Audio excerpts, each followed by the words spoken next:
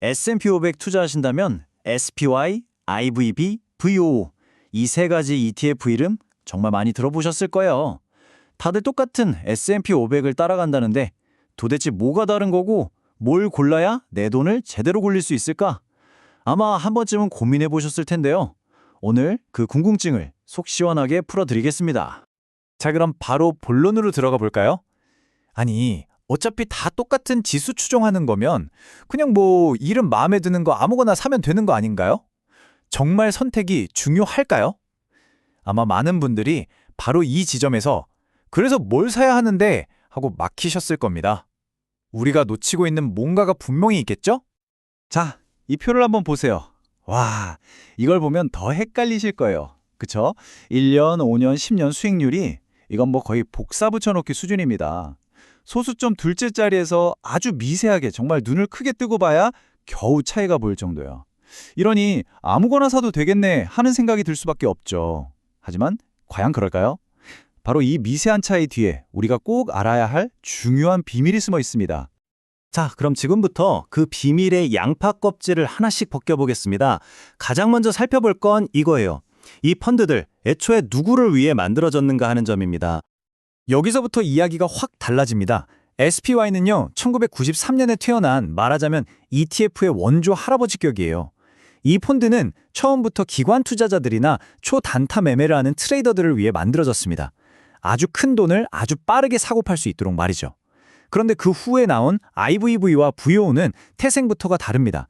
이들은 바로 우리 같은 장기 투자자들을 위해서 더 싸고 더 효율적으로 만들어진 일종의 개량형 모델이라고 보시면 돼요. 이 숫자 한번 보세요. 271억 8천만 달러. 이게 뭐냐면 SPY가 하루에 거래되는 평균 금액입니다. VO나 IVV랑 비교하면 무려 20배가 넘는 정말 어마어마한 규모죠. 바로 이 압도적인 유동성, 그러니까 언제든지 원하는 만큼 사고 팔 수 있다는 장점 때문에 단기 트레이더들이나 옵션 거래를 하는 사람들에게는 SPY가 여전히 부동의 원탑인 겁니다. 하지만 우리 같은 장기 투자자들에게는 유동성보다 더 중요한 게 있죠. 바로 비용입니다. 이 그래프를 보시면 확 와닿으실 거예요. SPY의 운용 보수는 0.0945%, IVV와 VO는 0.03%죠. 무려 3배가 넘게 차이 나는 겁니다. 이게 고작 0.06% 차이 싶으시겠지만 여러분, 이게 10년, 20년 쌓이면요. 복리의 마법이 아니라 복리의 저주가 돼서 수익률을 엄청나게 갉아먹게 됩니다. 자, 운용보수까지는 그래도 좀 들어보셨을 거예요. 이제부터가 진짜입니다.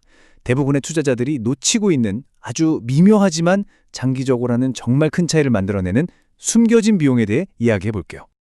아니 왜 IVV랑 VO가 복리에 더 유리하다는 걸까요? 그 비밀은 바로 펀드의 구조에 있습니다. SPY는 좀 구식 구조인 단위 투자 신탁 방식이라서요. 기업들한테 배당금을 받으면 그걸 바로 재투자하지 못하고 현금으로 쥐고 있어야 해요. 그러다가 나중에 투자자들한테 나눠주는 거죠. 반면에 IVV와 VO는 더 현대적인 개방형 펀드라서 배당금이 들어오자마자 바로 그걸로 주식을 더 사버립니다. 돈이 단 하루도 쉬지 않고 일하게 만드는 거예요.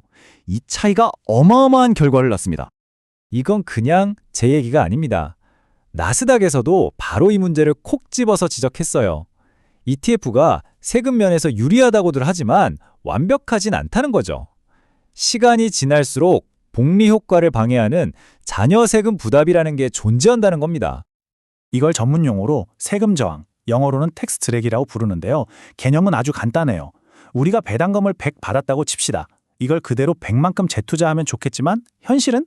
그쵸, 배당소득세를 내야 합니다. 세금 떼고 남은 85만 재투자할 수 있는 거예요.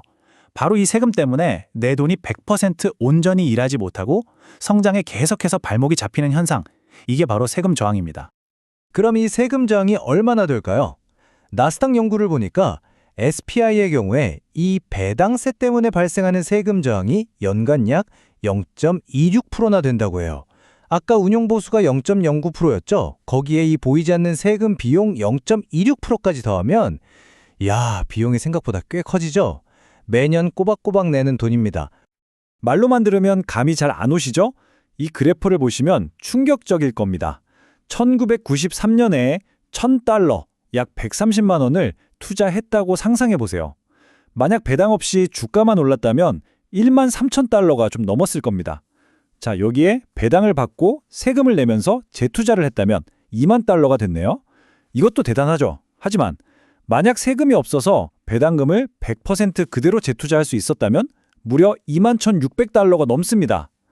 우리가 무심코 지나쳤던 이 세금이라는 녀석이 30년 동안 1,500달러, 거의 200만 원에 가까운 내 돈을 앗아간 셈입니다. 자, 지금까지는 SPY냐 VO냐 하면서 펀드 자체의 미세한 차이들을 파고 들었잖아요. 근데 여기서 한 걸음 더 나아가서 좀 더 근본적인 질문을 던져볼 필요가 있습니다. 과연 S&P 500 지수 하나만으로 내 투자가 충분할까 하는 질문이죠. 이 도넛 차트는 VO의 산업별 비중을 보여주는데요. 딱 봐도 한쪽으로 엄청나게 쏠려 있는 게 보이시죠? 바로 정보기술, 즉 테크 기업들이 거의 30%에 육박하는 비중을 차지하고 있습니다.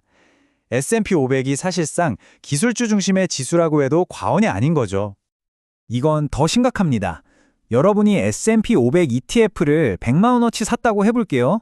그럼 그중 27만 원은 엔비디아, 마이크로소프트, 애플, 아마존, 메타 딱 이 5개 회사 주식을 산 거랑 똑같습니다. 상위 10개 회사로 넓히면요. 거의 40만 원 가까이가 이들 차지해요.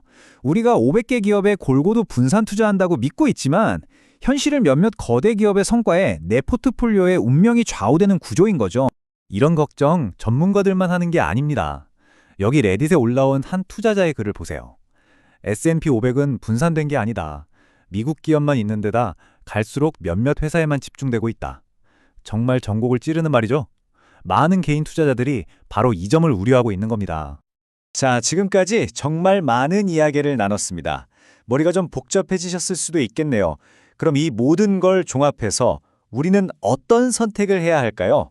제가 간단한 4단계 의사결정 방법을 알려드릴게요. 딱 이 4가지만 기억하시면 됩니다. 첫째, 나는 트레이더인가 투자자인가? 스스로에게 물어보세요. 단타 위주라면 유동성이 최고인 SPY, 장기적으로 묻어둘 거라면 무조건 비용이 싼 VO나 IVV입니다. 둘째, 비용. 장기 투자에서 비용은 적입니다. 0.01%라도 싼 걸 고르세요. 셋째, 보이지 않는 세금을 기억하세요. 배당세가 내 수익률을 갉아먹고 있다는 사실을 항상 인지해야 합니다. 그리고 마지막 넷째, 계란을 한 바구니에 담지 마세요. S&P 500이 미국 대형 기술주라는 바구니에 너무 치우쳐 있다는 걸 인정하고 다른 자산에도 눈을 돌릴 필요가 있습니다. 마지막으로 이 질문을 여러분께 던지면서 마무리하겠습니다. S&P 500을 산다는 건 의심할 여지 없이 미국 경제의 심장부를 사는 것과 같습니다. 정말 훌륭한 투자죠. 하지만 모든 것이 얽히고 설킨 이 글로벌 시대에 미국이라는 단 하나의 나라, 그것도 몇몇 소수의 쥐술 거인들에게 내 미래를 맡기는 것이 과연 최선일까요? 이 질문에 대한 답을 고민해보는 것이 아마 여러분의 다음 투자 여정을 결정하게 될 겁니다.